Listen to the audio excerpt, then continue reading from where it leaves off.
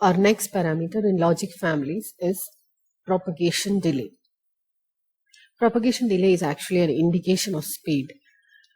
When you consider the signal, that is, as the signal rises from a low to a high, the transition time from low to high is referred to as rise time. And the transition time as it falls from high to low is referred to as fall time. Now, the time that we are considering is not exactly from the point of rise to the point at which it reaches high. The point that we consider is the 10% point and the 90% point. What do I mean by 10% point? 10% refers to 10% of the maximum voltage level. That means if this voltage maximum level is 5 volt, then 10% of 5 volt would be 0.5 volt.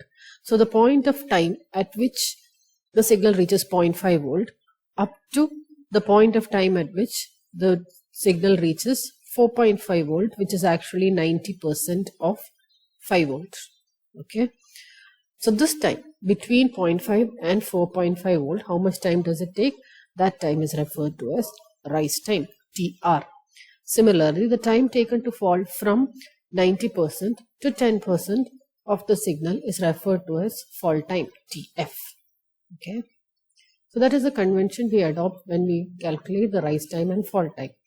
The speed of the system is designated or notated by the indication of a speed of a system is from the propagation delay. What is propagation delay? Propagation delay is a time taken for a signal that appears at the input to appear at the output. That means if there is a change in the input, that will affect the output, and therefore that change in output is reflected. How much time did it take for this change to be reflected in the output? That depends on the processing inside the circuit. So the time taken to propagate through the circuit is referred to as propagation delay. So the time taken for the signal to propagate from the input to the output is referred to as propagation delay. Now this could refer to the change of output from high to low or low to high. Okay. Now, what are the points that we consider? Just like in rise time and fall time, we used 10% and 90% points. In case of propagation delay, we use 50% points. That means you take the point at which the input changed to 50% of the maximum voltage. Okay, mark that time, to the point of time at which the output was changing to 50% of its maximum voltage level. Okay, that time is referred to as TP or propagation delay when the output is changing from high to low. So TPHL, as you see here. So the propagation delay TPHL refers to the time referred from the point at which it is 50% of the change of input to 50% of the change of output. Similarly, when you're talking about propagation delay from low to high, we are talking about the 50% point of change of input in the change of signal in the input to 50% point of change of signal in the output. So that is TPLH, from low to high. So when you say high to low and low to high, we are referring to the signal level at the output. For the output to change from high to low, the propagation delay is TPHL. For the output to change from low to high, the propagation delay is TPLH. Okay. Now this time, that is the time taken to drop from high to low and low to high, is actually indicative of a capacitance, an innate capacitance discharging. In case of high to low, it is discharging. In case of low to high, it is charging. So there is an innate capacitance that charges and discharges for a signal to go from high to low and low to high. We all know that the charging and discharging time of a capacitor is not equal. The charging time is usually greater than discharging time. So what do you mean by propagation delay?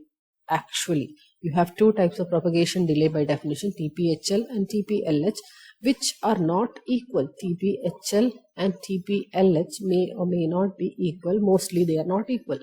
Therefore, what do you mean by propagation delay? How can you find out propagation delay TP? So TP can be taken as the average of these two. Okay, it makes sense. So TPLH plus TPHL whole by 2 is the average of rise time, the average of TPHL as well as TPLH, and this is called propagation delay. we understand that more the propagation delay, slower the system, or lower the value of propagation delay. As propagation delay reduces, we can understand that speed will increase. This is the point of 50% change of input signal to 50% change of output signal, and that is what we call propagation delay, TP. The next electrical parameter is power dissipation. Power dissipation is actually the power dissipated across the IC, which is not a desirable characteristic. Therefore, if the power dissipated is large, then the life period of the IC is reduced because the heating increases and the life of the components and the devices inside the IC also reduces. The total power dissipated in an IC is referred to as PD. That is equal to the voltage supply VCC into the current associated with the supply, average current, whole divided by N, where N is actually the number of gates in the IC. And ICC is the average current drawn from the supply by the entire IC. So from the supply by the entire IC. There are two types of power dissipations. One is static and the other is dynamic. Static power dissipation refers to the power dissipation associated with leakage current inside the circuit. What do you mean by leakage current? The current that flows in the circuit even when there is no change in the signals. Even when there is no change in the signals, some current flows through the circuit, and that current is associated with the power loss. That power loss is referred to as I square R losses, and that is what we are talking about when we say static power dissipation. Static referring to the fact that there is no change in the signal. Dynamic refers to change, and dynamic is referring to the change of signal. As the signal changes, as we said earlier, the signal changes high to low or low to high. That is associated with charging and discharging of capacitances through resistances. And this charging and discharging of capacitances is associated with a power loss. And that power loss is usually rotated by or given by the formula half CV square. This power loss is dynamic power loss. Combined together, static plus dynamic gives us the total power dissipation. Okay. Our next electrical parameter is speed power product. Speed power product, also known as figure of merit. Speed power product, as the name says, is the product of speed as well as power. Speed is indicated by, as we said earlier, propagation delay. And power consumption, as we said, static and dynamic together, and the total power consumption. And the product of these two is an indication of the performance of our IC. So the product of these two is usually used in order to gauge the performance of the IC. Now you see, when we say speed power product, we are actually multiplying not speed by product, but we are multiplying the propagation delay by power. Okay. So what do you think about this product? Should it be less or more? Should it be higher or lower value? We want high speed, which means that we want the time to reduce. We want the power dissipation to be less because that will affect the life of the IC. So together you want the product to be a low value. So smaller the better. So if you consider a IC having an average propagation delay of 10 nanoseconds and average power dissipation of 5 millivolt, then the speed power product would of course be 10 nanosecond into 5 millivolt, which is equal to 50 picojoules, which is the unit for the product. Okay. So when you're looking for the best speed power product, usually these values, that is TP and PD. PD refers to the power dissipation and TP refers to the propagation delay. These will be indicated in the data sheet. So from that you can get it, and usually it is directly given as figure of merit or speed power product in the parameters list also. Considering this, the older logic families are the worst case and CMOS is one of the best. FPGAs or field programmable gate arrays use CMOS in their construction. Our next electrical parameter is fan in, fan out. Very important. Fan in is simply put, it's not an electrical parameter, really speaking. It's actually something that comes along with the manufacturing. That is, if you consider a NAND gate like this, it is already set that there are 8 inputs to the NAND gate. So the fan in of the NAND gate is set to be 8. That's why we say that the function, the number of input signals is determined by what is done at the manufacturing process. That is why we say that it's not really an electrical property, but so to speak, you can consider it as an electrical property. Why? It is an indication of how many inputs can be applied to the circuit without impairing or without adversely affecting any of the other primary parameters. So this is the maximum number of inputs that can be applied to this gate. So in that way we can consider it as an electrical property, but it is fixed at the time of manufacturing. Fan out is the ability of the output of one gate to drive, this is one gate, and how many other gates can it drive. That is referred to as fan out. Okay.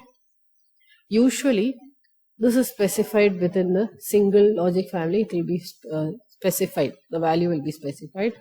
Just before we talk about fan out, you need to understand what current sourcing and current sinking is. Current sourcing means if you consider the output of a gate to be a high, that is VOH, there is a current associated with it, and that current is flowing out of the circuit, this first NOT gate, and it is flowing out and sourced to the next circuit. So this kind of a current flow, when the logic output is high, the current is flowing out of the circuit, and that is called current source. So the driving gate produces an outgoing current. Now when you're talking about current sinking, what we actually mean is that the output is low, so there is a current associated with that, and for output low, the output current will be incoming current. The current will be incoming and it will be flowing into the gate. Okay, the direction will be opposite. So if this is a positive direction, this would be the negative direction. You will see in the data sheets that sign of the current will be negative, which indicates that the direction is opposite to that of source current.